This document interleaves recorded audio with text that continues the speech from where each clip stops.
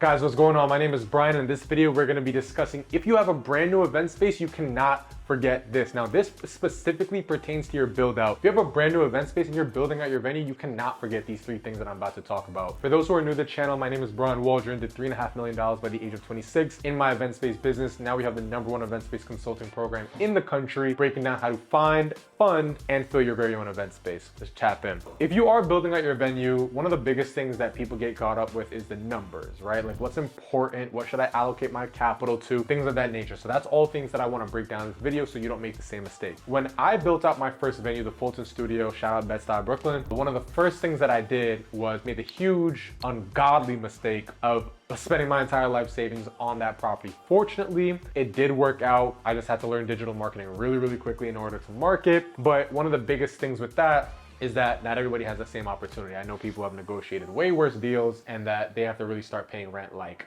now. All right. So one of the biggest things that you want to understand when you are building out your venue is to set a budget, right? Now, one of the biggest things that you're going to want to consider is that to get an event space up and running, typically, at least in our opinion, minimum viable product is typically $30,000 to $50,000. What is that allocated to? You're going to be looking at move-in costs, build-out costs, and furniture, okay? Move-in costs, that's the first month rent, last month rent, security, things of that nature. Build out, that's the floors, walls, ceiling, lighting, whatever the case may be. And then furniture, tables, chairs, bar, all that good stuff, right? Now, when you do set that budget, that really leads into step 2, where you have to know what is important. We really talk heavily in Event Space Leads on something called MVP, which is a minimum viable product. Put the product out there, get the data, use the money to go ahead and reinvent and reinvest into your property. But what are those first couple things that are super important for your venue? And it's 3. It's flooring, paint, and lighting.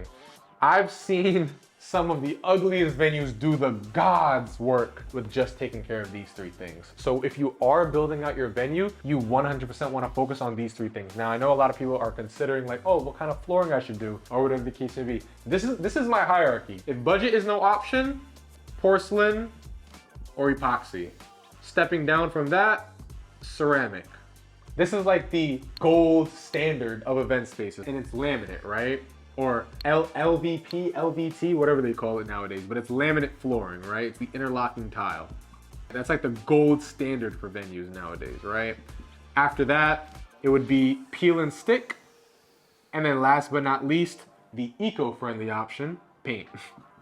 Paint the floors. I've seen people do it and I've seen them get away with it. Typically with larger venues, smaller venues, you really gotta sell them on the neatness and the niceness and whatnot, but bigger venues, paint.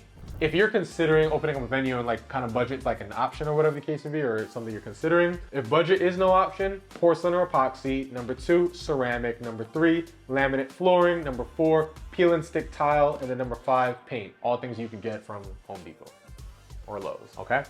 When it comes down to lighting, you can actually get really creative. I've actually gotten some really nice chandeliers from Amazon or Floor and Decor or even like a neighborhood lighting store. So you can get really creative. Then paint, some simple white paint, all white canvas, and you're good to go. When it comes down to number 3, if you have a new event space and you want to get it up and running, the key is to pre-sell. You want to pre-sell your venue. Now, I have tons of other videos on marketing your event space and whatnot, but I just want to talk about 3 really quickly. Number 1 is organic content, posting on social media, posting on Instagram. That one's the L curve. That one's the hockey stick, right? Starts out real low and then it shoots up, right? Because as you build your Instagram, as you build your following, I remember when BK Event Spaces had 2 followers. By the time we sold the company, at about 25, 30, it hockey sticks, it goes up, but it's really a grind. Number 2, paid ads, which really leads into the giveaways, right? You wanna definitely be hitting them with that irresistible offer. And what that looks like, I did a whole video on it. Essentially what we're doing is we're giving away a free date or a couple free dates, and they're putting in their opt-in information, and then we're remarketing to them, we're following up with them, making sure that we sell them on a package. This one's a little bit more of a short and sweet video, but I really wanted to make sure you guys hammer it down. We specifically talked about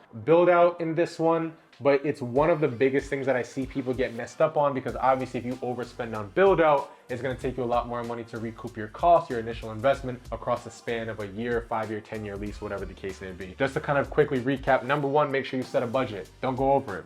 You want to typically $30,000 to $50,000 is a safe investment that's going towards moving costs, build-out costs, and furniture. Number two, know what's important. Remember, we're focusing on flooring, lighting, and paint. And then if you are looking at flooring, which is one of the biggest decision makers that people make, you're typically following this hierarchy right here from porcelain down to paint. And then last but not least, as soon as your venue is in open house condition, you want to go ahead and start pre-selling it. You can use things like organic content, paid ads, or giveaways, but I've got a ton of other videos breaking down those things too. Guys, my name is Brian Waldron. If you found this video really helpful, make sure to subscribe, like, and comment. Also, if you are looking to get your first event space, I'm gonna drop the link to apply for Event Space Elites, where we can help you get your event space in the next 30 to 60 days, as well as make sure to get it booked up nice and thick for you. Guys, my name is Brian Waldron. I'll see you in the next one. Let's go.